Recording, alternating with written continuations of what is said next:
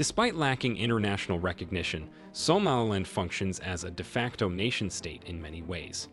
Somaliland presents itself as a fully operational country in the Horn of Africa, complete with its own visa system, currency, flag, government institutions, including a president, laws, police force, and military. However, its lack of recognition by the international community distinguishes it from traditional nation-states. Despite its apparent autonomy and distinctness, Somaliland is considered a part of Somalia by global opinion.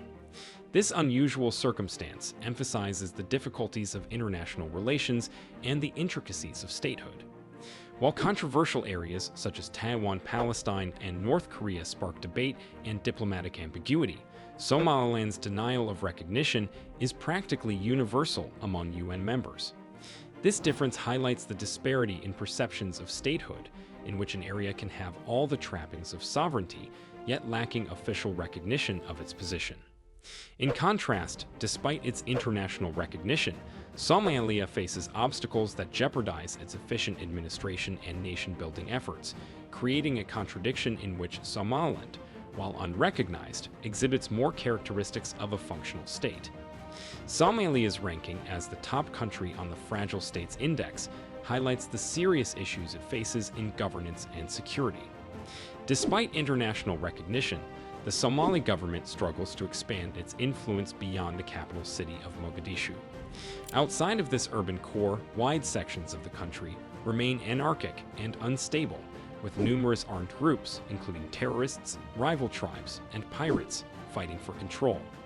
This absence of efficient government has converted portions of Somalia into lawless territory rife with violence and instability, reminiscent of conflict zones such as Afghanistan and Yemen.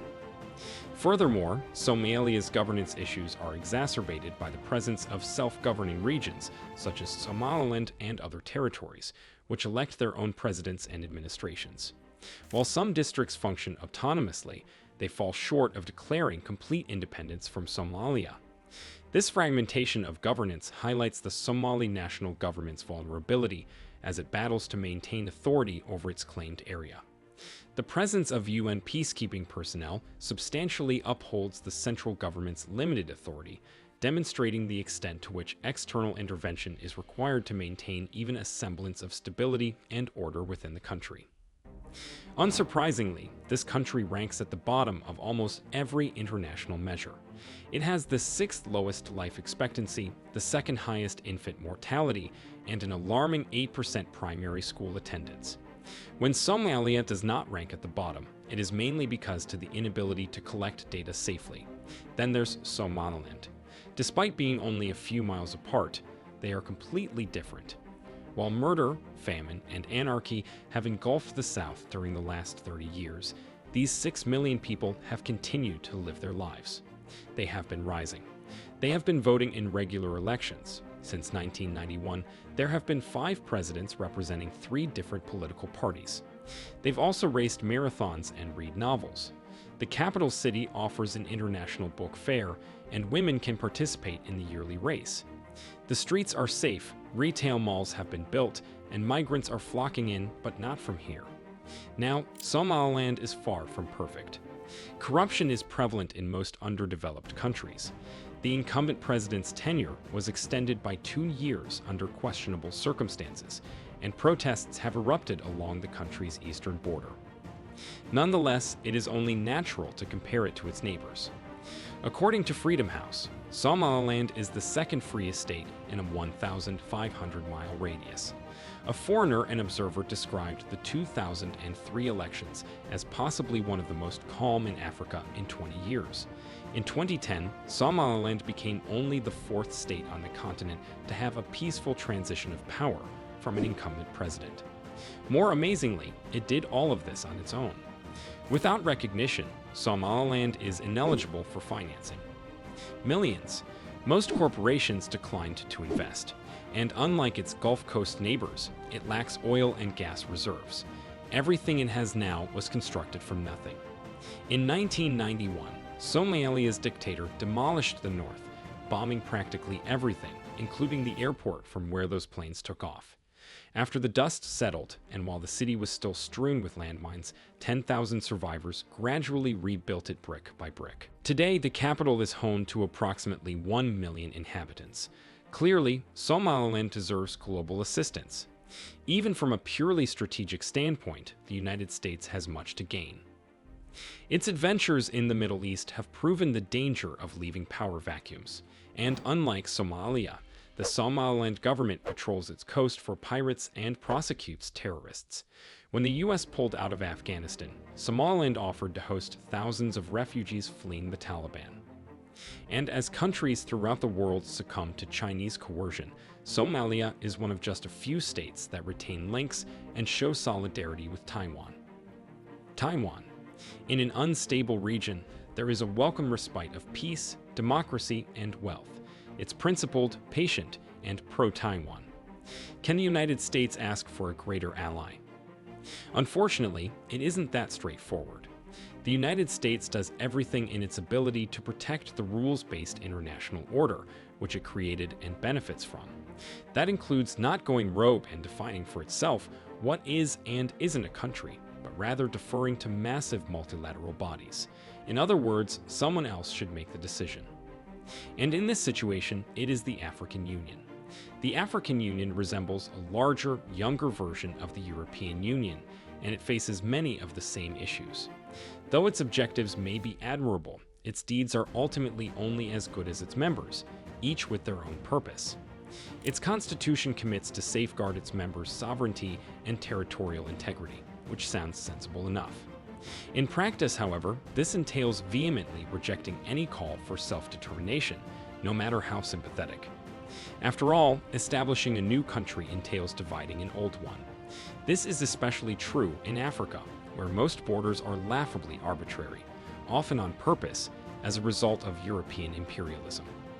Somalia is likely the best illustration of this, as it was once divided among French, British, and Italian colonies. Over time, Ethiopia, Kenya, and Djibouti absorbed considerable portions of the mainly Somali areas. What remained in 1960 was merged into one Somalia, but this also made little sense. Somalia did not exist as a single coherent nation prior to the arrival of Europeans. The vast desert was home to autonomous nomadic groups.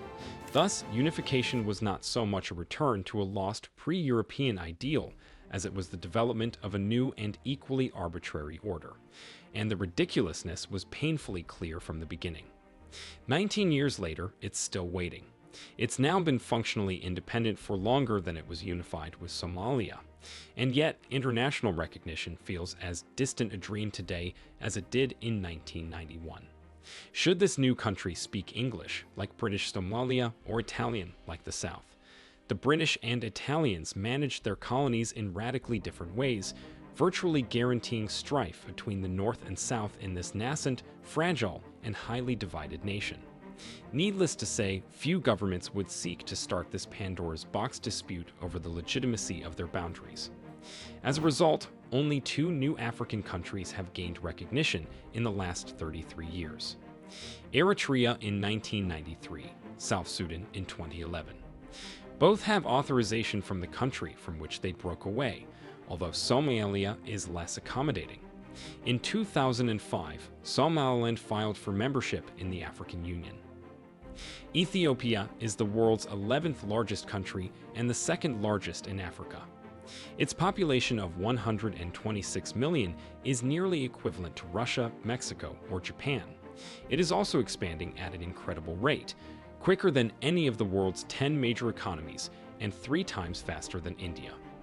And over the first 2 decades of this century, Ethiopia's economy grew at an average rate of 8.8%, keeping pace with China and roughly double the norm in sub-Saharan Africa. Although this country remained extremely impoverished, its momentum was undeniable. Ethiopia appeared to be following in China's footsteps, with plans to become the world's factory. Then war brought everything to a halt. Between 2020 and 2022, up to 600,000 people were slaughtered in one of the worst civil conflicts in modern history. Millions left their homes, and entire cities were burned down.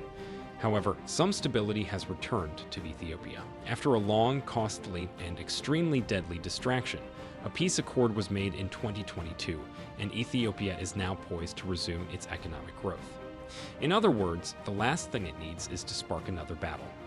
But there is something Ethiopia requires even more, something it considers nearly existential. One key item is missing in order to maximize its economic potential: the ocean. It's no secret that Ethiopia needs to transition from an agrarian to a manufacturing-based economy in order to transcend poverty and eventually become wealthy. Like China 30 years ago, it has an endless supply of inexpensive labor, which it can employ to climb the growth ladder. What it sorely needs is a method to get the benefits of that effort, toys, TVs, t-shirts, and parts, into the hands of wealthy consumers across the ocean: your Americans, Australians, and South Koreans. That's an issue because Ethiopia is trapped in what its prime minister has dubbed a geographical prison. Looking at a map, it appears that its neighbors collaborated to deny it access to the sea. Approximately half of its boundary is within 200 miles of the ocean, yet it never quite touches. To add insult to injury, Ethiopia did have a beach prior to Eritrea's independence in 1993. Ethiopia is the most populated of the world's 44 landlocked countries, with a population more than twice that of Uganda. No other country has as much untapped labor and nowhere to send it. Currently, its products are shipped through Djibouti, a little country to the east that is slightly smaller than Vermont. However, Djibouti is well aware of Ethiopia's destitution and has no shame in fixing its pricing accordingly. It charges an exorbitant $1.5 billion per year for access to its port. This charge generates 43% of Djibouti's GDP and accounts for 10% of Ethiopia's total state budget.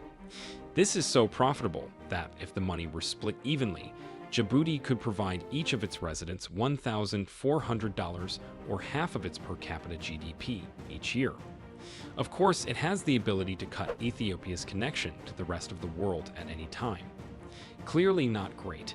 In theory, Ethiopia might expand its options by reaching an agreement with Eritrea, but it wishes to keep its northern neighbor weak and isolated. That leaves one option: Somaliland. Unlike Eritrea, there is no danger that Somaliland may become too dominant. Example: unlike Somalia, it has a functioning government. In contrast to Djibouti, it is reasonably priced. Ethiopia needs a port, and Somaliland requires recognition. These are the ingredients for a bargain. That's exactly what occurred. On January 1st, the two leaders reached a historic deal. The details are still surfacing, but it appears Ethiopia will receive 50 years of access to a 12-mile stretch of coastline in exchange for shares in its national airline. Most importantly, recognition. Ethiopia would effectively establish a new country by becoming the first human member to recognize its existence. Who knows what will happen next? On the one hand, Somalia despises the development. Somaliland is inextricably linked to the rest of its region. It claims that signing this deal violates Ethiopia's sovereignty. On the other hand, Somalia is powerless to halt its larger and more powerful neighbor. Ethiopia would undoubtedly prevail in a direct confrontation, but that doesn't mean it won't attempt. Remember that Somalia is already struggling to stay intact. Any attempt to legalize Somaliland could pave the way for other sections of the country to follow. If this occurs, Somalia's complete collapse is only a matter of time. Another, more plausible scenario is that Somalia crumbles from within.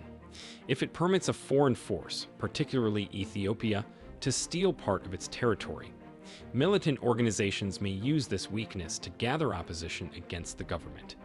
This potential for instability is why countries ranging from the United States to Egypt have opposed the agreement, even though some may support Somaliland's cause in principle.